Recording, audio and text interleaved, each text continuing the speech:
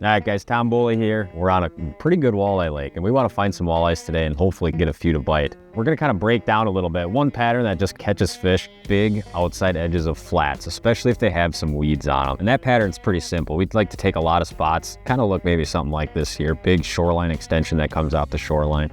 What I like to do, come over here to my depth highlighting on the Humminbird. Basically, I'll set this shallow water out to like maybe 8 feet, somewhere right in there.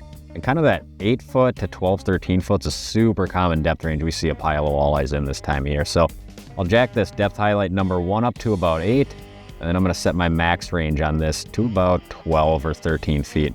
Now what this is going to do, it's obviously going to lay out these spots super well for me. And what I really want to focus on here is this green. So you can see like on this spot here, this is the kind of spot where we have a lot of green, that slow tapering flat kind of in that depth range.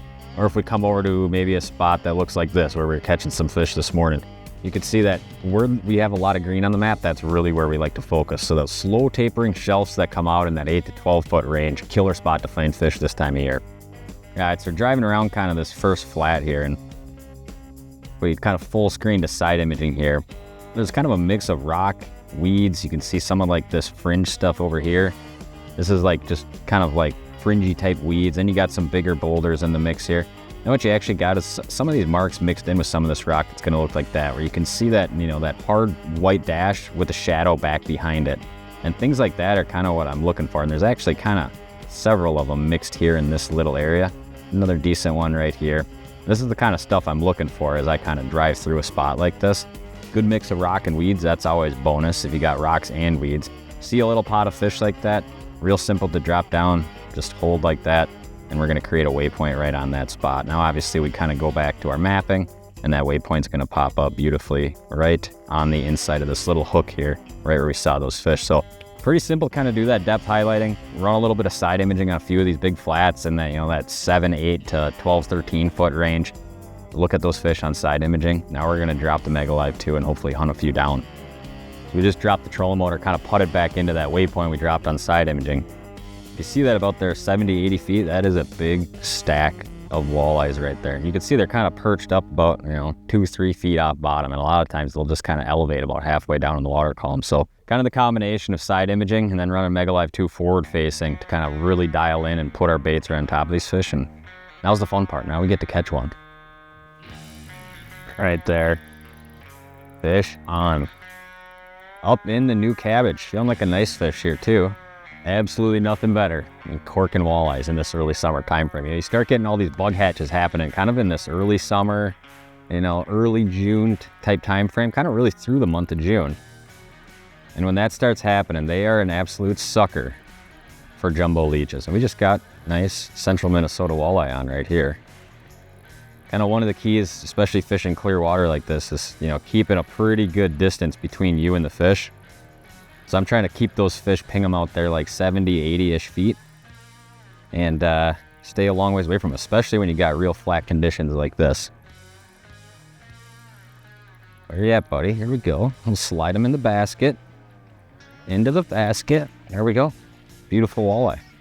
Give you guys a look here.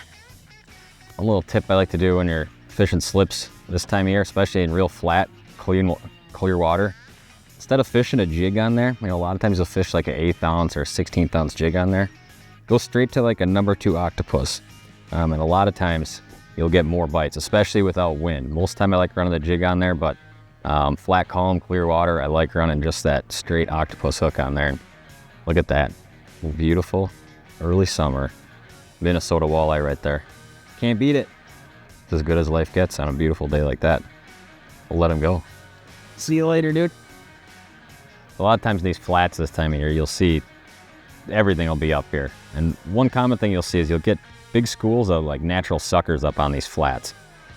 And honestly, a lot of times, if you drive through and you're looking at side imaging, it just looks like 100 fish right next to each other. A lot of times that's a good telltale that they're suckers. Now, sometimes you'll actually have walleyes in with some suckers. But a lot of times if it's a little bit more scattered or those fish are set up kind of structurally, like on a specific structural edge, a lot of times lets me know they're walleyes. Then obviously you put the forward facing on them, put a bait in their face. If they start reacting a lot to you, those are obviously walleyes. Suckers, a lot of times they'll just no interaction with your bait, or if your bait blows through them, they'll all just kind of sink down and kind of move together away from you. All right, it's kind of 3 baits I like to fish a lot when I'm targeting fish this time of year, up on some of these shallow flats. One, you pretty much gotta have, it's nice for just pitching that single fish, nice and finessey. You can fish it a couple different ways. 16th ounce jig, jumbo leech, something like that right there. I'll pair this up on like a 7.6 or a 7.3 light or medium light action rod, because you want to be able to pitch this pretty far out there. 8-pound braid on there, long 8-pound fluorocarbon leader for fishing a lot of this clear water. You can kind of jig this, you can hover it, you could sharpshoot individual fish with it and just kind of hover it and play with them like that, then run it away with them. So that's kind of one I always like to have. The other one, which is a standby anywhere you're gonna go this time of year, is a slip bobber and a lead. Now you can fish this on mono or braid. That part isn't really super crucial, but you want to be able to fish some kind of bobber that you can pitch a long ways. So generally I'm rigging up like a 1/4 and 1/8 ounce weight in here, and then some kind of weighted bobber where you can make a long cast. Especially in clear water, I like to be able to stay like 70, 80 feet away from these fish. Real flat, single hook, jumbo leech on there. It's windy out. I like pairing that with a 16th or 8th ounce jig and a jumbo leech. The other bait, which I like to fish a lot, suspending jerkbaits. Suspending jerkbaits are awesome for walleyes. Anytime you're fishing water less than 15 feet of water, maybe 20 feet of water even. And with something like forward-facing sonar, you can really play with these fish. So a lot of times bomb cast past the fish, I'll reel back down to them. If those fish seem real hot, maybe it's a couple big snaps of that rod and then a pause and those fish rifle up and smash it. If those fish are a little bit more lethargic, sometimes you're doing smaller, almost just walk the dog, and it kind of pauses. But you can really play with fish really well with forward-facing sonar and a suspending jerkbait. So that's just kind of a run through of the 3 baits I gotta have on me kind of this time of year when I'm fishing this situation. All right there, fish on. Fired one up on the jerkbait there. You get fish in these shallow water flats like this, especially in a clear body of water, you could fish a jerkbait even if you're in, 15, 20 feet of water. A lot of times those fish will elevate up in the weeds. And a jerkbait is such a natural way to catch a fish. A lot of us spend a lot of time fishing jigs and minnows up here shallow. And what's a jerkbait? It's just a big minnow, right? But a lot of days you'll notice something different. A real nice walleye right here. But the difference between a fish maybe wanting to eat a bait that's on the bottom like a jig, or a jerkbait, which is just a big minnow up high in the water column. Stay on, girl. Stay on. You're looking all right. Scoopy on in. There we go. Beautiful walleye right there on the jerkbait. Look at that. Beautiful walleye right there. Probably, 24, 25er right there.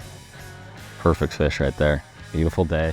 One thing about this time of year, this pattern is so consistent, and generally the month of June is a pretty consistent month as far as a pretty stable bite.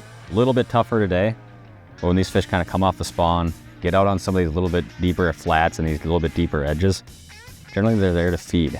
And that one was after that big jerkbait. Beauty right there.